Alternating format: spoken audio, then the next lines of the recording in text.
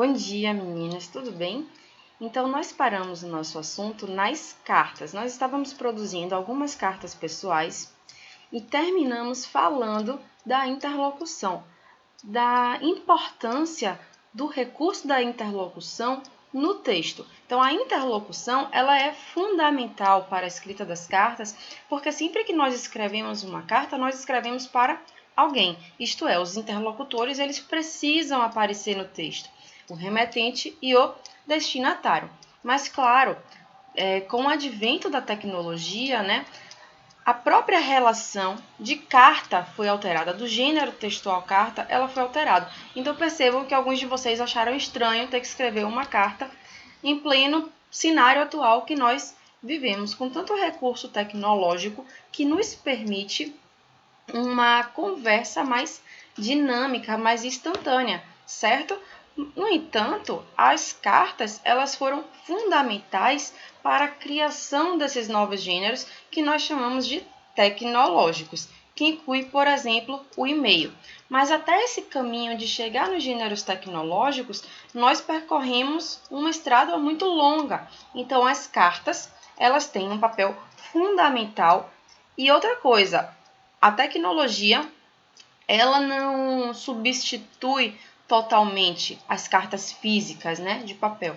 Nós vamos ver, por exemplo, que algumas instâncias, como o governo e o comércio, ainda precisam dessa carta como forma de documento. Claro que as cartas pessoais elas podem ser muito mais facilmente substituídas pelos e-mails, até pelo próprio WhatsApp, que não deixa de ser uma troca, né, de cartas, de correspondências, mas claro, muito mais instantânea, inclusive muito mais instantânea do que o próprio e-mail.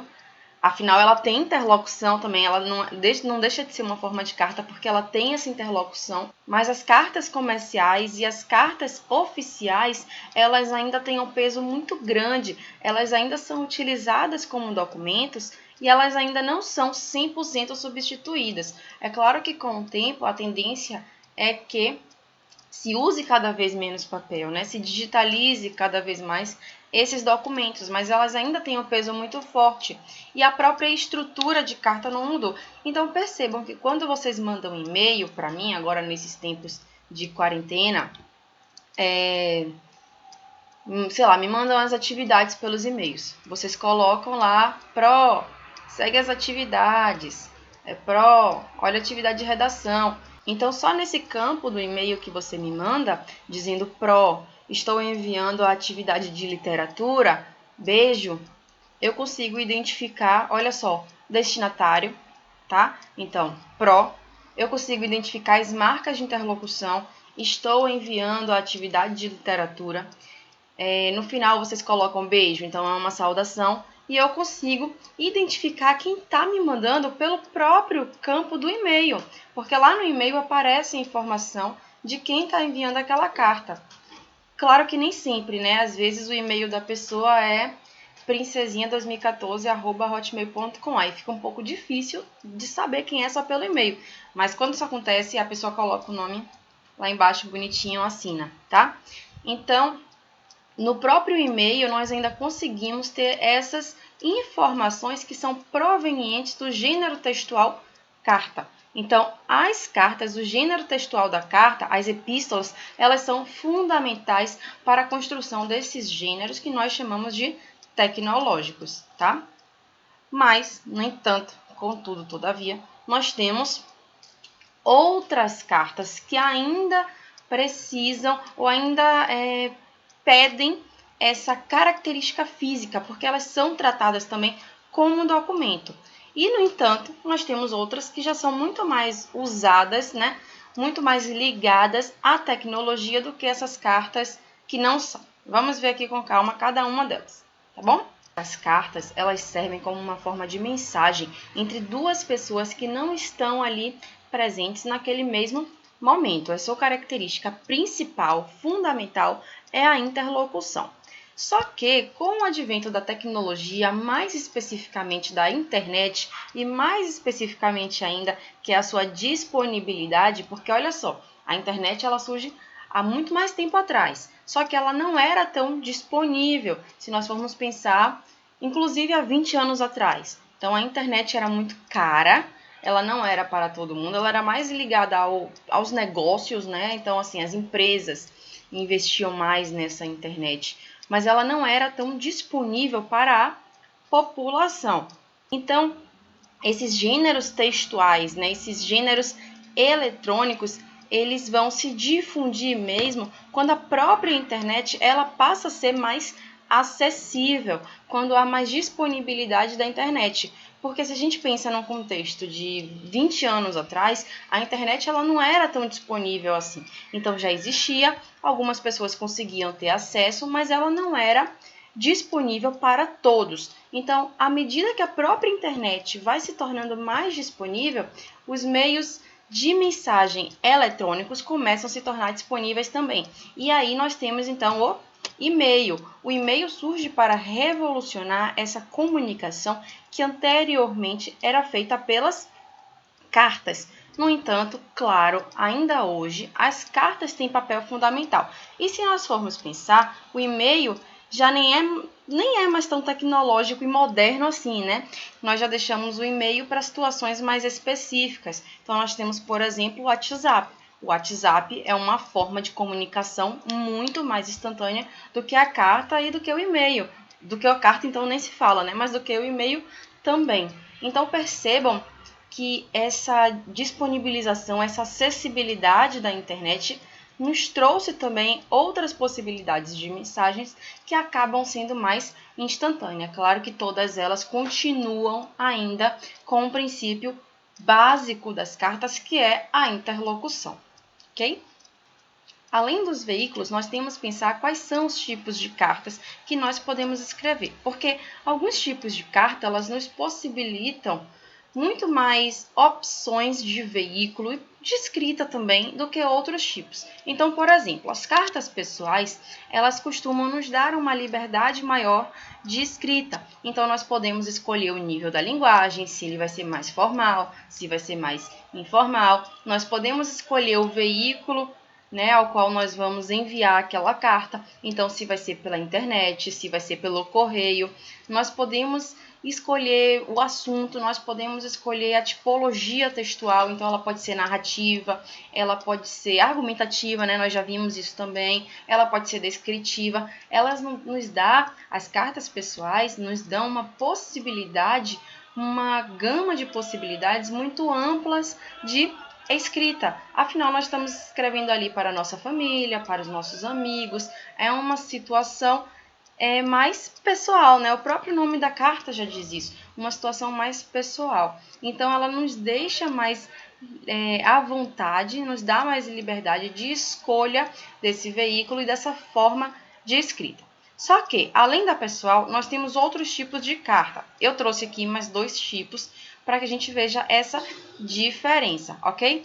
Então, nós temos aqui a comercial. Comercial é aquela carta que é ligada mais às transações, né, aos negócios, então ligado a vendas, ligado às empresas. Então, por exemplo, uma carta de venda de imóveis, uma carta de um currículo, tá? Uma carta de apresentação, de currículo.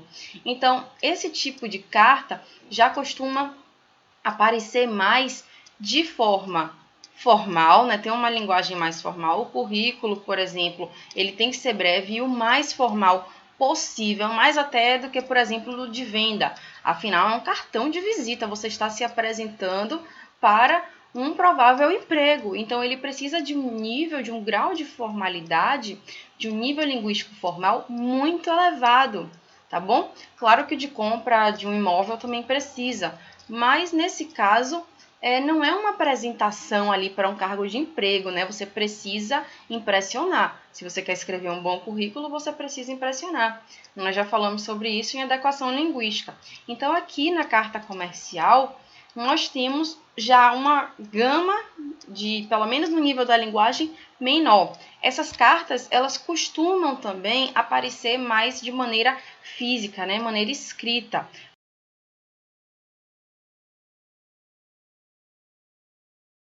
Claro que nós temos as cartas digitais, nós temos os currículos, por exemplo, através de documento PDF, por exemplo, que a pessoa que está procurando a vaga acaba mandando para o e-mail da empresa. No entanto, elas ainda aparecem muito fortemente ligadas a essa carta física, escrita, ok? Mesmo que, na verdade, mesmo que digitada, né, elas aparecem digitadas, mas elas ainda costumam ter o papel, tá, de ser física, mesmo que digitadas. Fazendo assim, mas é assim, mesmo que digitadas, que elas são digitadas, né, normalmente elas são digitadas e elas contam com a assinatura por extenso da pessoa ou rubrica, mas elas ainda são muito utilizadas fisicamente. A carta pessoal já não é tanto utilizada fisicamente, mesmo que ela seja digitada, ela já não é mais tão impressa, tá bom? Quanto a carta comercial. Por outro lado, nós temos as cartas de reclamação. As cartas de reclamação, elas já não costumam mais aparecer tanto de forma impressa, né? Diferente da comercial. E diferente da pessoal também. As cartas de reclamação, elas são mais ligadas aos meios digitais. Então, nós enviamos um e-mail, normalmente elas são feitas através do e-mail, nós enviamos um e-mail para a empresa, né? Para o que nós queremos reclamar, reivindicar, certo? As cartas de reclamação também, elas podem aparecer de maneira gravada. Então, um grupo de pessoas resolve fazer uma carta de reclamação sobre algum problema que está ocorrendo no bairro. E aí elas vão filmar um vídeo com essa carta de reclamação, ou uma pessoa, enfim. Então, as cartas comerciais, elas costumam aparecer muito de forma impressa.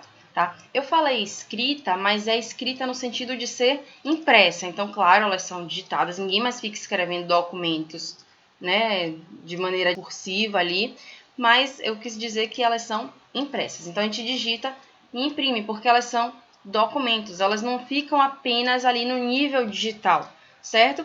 Como, por exemplo, ocorre com algumas cartas pessoais, que são os e-mails, né, que nós mandamos, por exemplo, para os nossos amigos, para a nossa família. Mesmo o WhatsApp, ninguém fica imprimindo o WhatsApp, a não ser que você queira imprimir para mostrar a conversa para alguém, né? Aí já são outros 500, mas ninguém costuma ficar imprimindo as conversas do WhatsApp, certo? As cartas comerciais não, elas precisam dessa estrutura física, né? Elas são documentos.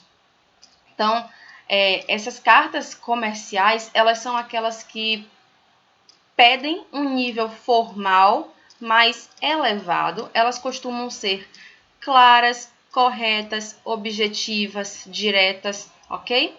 E elas podem estar ligadas a 3 instâncias. O comércio, propriamente dito, que é aquele referente às indústrias, às empresas de comércio, ok? Elas podem ser ligadas também a instâncias oficiais, a serviços públicos, a órgãos públicos. Então, por exemplo, o serviço militar, serviço público, serviço civil, tá? Então, elas também pedem esse nível mais formal, ok? E elas também podem ser ligadas às esferas bancárias, certo? Então, todas essas cartas aqui, elas são ligadas ao comércio e elas ainda são muito utilizadas. Então, quando a gente pensa assim, vamos estudar carta para quê? Ninguém manda mais carta. Então, não é bem assim. As cartas, elas ainda são muito utilizadas, elas são amplamente utilizadas. Tá? Não escrever de forma cursiva não significa que as cartas não existam mais, pelo contrário, certo?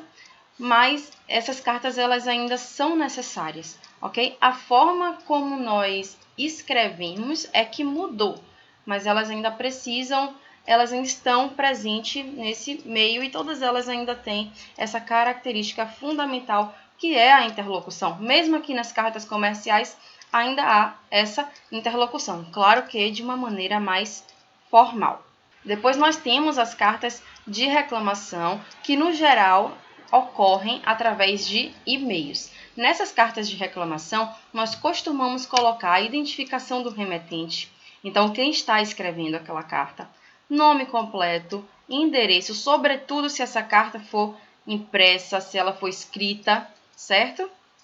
Identificação do destinatário. Então, qual é o nome da empresa que você vai apresentar a sua reclamação? qual o endereço daquela empresa, principalmente, mais uma vez, se isso aqui for físico, né, impresso ou foi escrito e enviado através dos correios para essa empresa. Claro que as cartas de reclamação, atualmente, elas costumam aparecer muito mais, né, elas costumam ser feitas através do e-mail, não mais através dessa impressão dos documentos, certo? Mas, como é uma possibilidade, elas estão aqui. Data e local de onde você escreveu aquela carta, tá bom? De quando aquela carta foi escrita, assinatura do remetente, e aqui sim precisa ser por escrito, tá? Precisa ser físico. Essa assinatura pode ser tanto por extenso, então seu nome todo, completo, pode ser rubrica, que é aquela assinatura pequenininha, nós já falamos disso. E também os anexos. Os anexos são importantes porque você está fazendo uma reclamação, você está pedindo uma solução, então você precisa provar alguma coisa. Então as imagens, as notas fiscais são alguns exemplos de artifícios que podem facilitar a você ganhar aí a sua reclamação e ter o problema resolvido. Então, como nós vimos, as cartas elas estão ligadas a níveis de formalidade. Nós temos então os níveis que são mais formais, que são o comercial, as cartas de reclamação, e os mais informais, que são as cartas pessoais. E essas cartas, como eu disse a vocês, elas podem aparecer de várias maneiras, tá? Elas podem ser escritas, elas podem ser digitadas, elas podem ser filmadas. Esse último recurso aqui, ele acontece muito com as cartas abertas. Vou apresentar para vocês aqui um vídeo em que Manu Gavassi, uma artista, cantora, enfim, eu não sei direito todas as coisas que ela faz não, mas ela atualmente está no Big Brother e ela é muito conhecida por lançar vídeos no YouTube fazendo essas cartas abertas. Então ela já fez carta aberta para Selton Mello, fez carta aberta para Sandy Júnior. Eu selecionei uma dessas cartas aqui para nós vermos como essas cartas podem aparecer, não só da maneira escrita e não só da maneira digitada. Muito tempo. É isso aqui, nós já falamos sobre isso, né? Nós temos metalinguagem, porque é um vídeo dentro do vídeo. Muito tempo em isolamento, muito tempo para pensar, muito tempo para entender todas as perturbações sombrias e comportamentos disfuncionais que cabem dentro de mim. Então essa é uma carta aberta às princesas da minha infância. Bela, querida Bela, minha princesa favorita, sempre com um livro embaixo do braço e querendo muito mais que a vida no interior. Você começa sua história sendo promissora, mas aí a gente cresce e entende que o que você viveu não foi um romance, e sim um sequestro. E lutar tanto pelo afeto da pessoa que te trata com tanta grosseria e grunhidos e queria matar o seu próprio pai pode parecer amor se você nasceu antes dos anos 2000, mas é só síndrome de Estocolmo. De qualquer maneira, eu desejo melhor a você e a fera. Ariel. Você me mostrou que peixes são fofos, caranguejos são controladores, garfos podem servir para pentear o cabelo em emergências e que vale a pena desistir de ser a criatura mais graciosa, mística, bela e poderosa de todos os contos de fada para virar uma humana mediana por conta de um cara nada demais que você viu uma vez de longe na praia. Obrigada por isso, Ariel. Branca de Neve. Trabalho doméstico para 7 machos de graça. Beijo de amor verdadeiro de um boy que você nunca nem viu enquanto dormia. Eu não preciso mais continuar. Cinderela. Não, a Cinderela tá de boa porque ela foi escravizada pela própria família. Então acho que eu também ia tentar fugir pra balada, torcer pra alguém achar algum pertence meu perdido pra fazer algum tipo de contato e entender que a minha situação não tava fácil. Envolve exploração, problemas sanitários, com ratos, enfim, sim, de toda a força aí e admiração pro seu corre. Bom, depois disso, eu só posso agradecer por Meridas, Moanas, Anas e Elsas e chegar à conclusão que pelo menos eu fui a última geração sem amor próprio e com uma imagem deturpada do amor. Então, esse foi um exemplo de carta aberta. Percebam que o tempo todo ela está usando a estratégia de interlocução. Ela também fala diretamente, né? Então, Bela, Bela, minha princesa preferida. Então, Cindy, né? Que é a Cinderela, ela utiliza essas estratégias que nós utilizamos também nas cartas escritas. No entanto, ela faz isso de uma maneira filmada, né? Ela faz isso através do recurso da imagem, certo? Então, são formas que nós temos de apresentar as cartas, e isso graças, claro, à tecnologia, à internet, sobretudo à internet. A internet revolucionou a maneira como nós escrevemos as nossas cartas. E o pontapé das cartas na internet foi o e-mail, o correio eletrônico. O e-mail, ele mudou a forma, inclusive, como as próprias empresas se comunicavam. Ele mudou a forma como as pessoas se comunicavam. O e-mail foi o pontapé inicial aí para esses outros gêneros tecnológicos. Mas nós vamos ver isso melhor na nossa próxima aula, ok? Tchau!